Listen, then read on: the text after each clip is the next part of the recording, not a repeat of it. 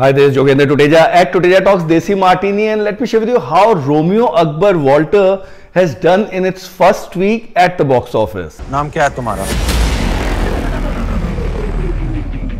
Film का जो पहला हफ्ता है वो एक्चुअली डिसेंट रहा है. The film took a fair enough start. उसके बाद जो जंप्स है सैटरडे और संडे को बहुत बड़े नहीं आए थे, but the fact that they were still jumps was good enough, जिससे एक उम्मीद बंदी हुई थी कि वीकडेज पर फिल्म स्टेबल रहेगी.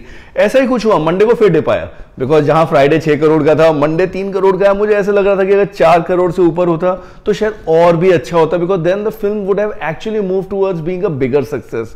बट जो मंडे है वो 3 करोड़ के अराउंड था. द गुड थिंग इज कि उसके बाद ट्यूसडे से लेकर थर्सडे तक फिल्म स्टेबल रही. 2.5 से 3 करोड़ के बीच में नंबर हर दिन आते रहे, because of which the first week is now 33 crore.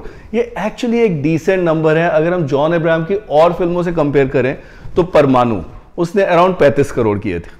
Madras cafe that did around 34 crore है. Now this one is 33. तो काफी उसी सिमिलर सी रेंज में है. और तीनों में जो कॉन्सेप्ट है, जो थीम है, that nationalism thing, that patriotism thing, वो सारे के सारे एंगल्स हैं. Of course it is done better than Force 2. Force 2 का 30 करोड़ का पहला हफ्ता था, and Rocky Handsome was actually pretty low. उसका अराउंड 22 करोड़ था. तो उस हिसाब से अगर देखें तो जॉन अब्राहम की जो सोलो स्टारर्स है या इस तरीके के जो थीम में बनी हुई है, उनमें the film has actually done well. Of course he has seen bigger successes as well.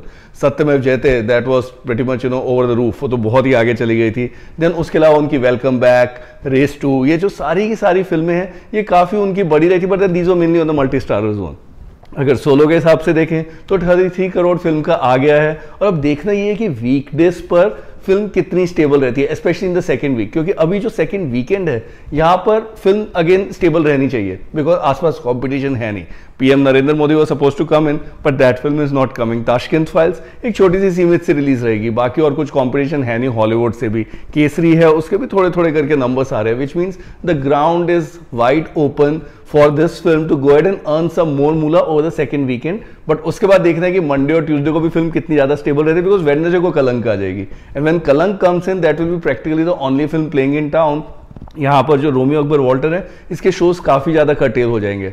तो मुझे ऐसे लग रहा है कि जो फिल्म का जो लाइफ टाइम है वो 45 के अराउंड में रहना चाहिए, and that should still be decent enough, क्योंकि जो बाकी और रिसोर्सेज हैं, चाहे आपके सैटेलाइट हो गया या डिजिटल हो गया, म्यूजिक से कुछ खास नहीं है, बट देन ओवरसीज यहाँ से भी थोड़े थोड़े करके नंबर्स आ रहे हैं. तो फिल्म सेफ तो डेफिनेटली हो जाएगी. सैटेलाइट और डिजिटल से काफी अच्छा प्राइस मिल ही जाता है, but then theatrically also it will just about able to scrape through. एक डिसेंट जो एक सक्सेस होती है वो बन जानी चाहिए, which is going to the good news for Robbie Grewal, Viacom, everyone else who has been associated with the film.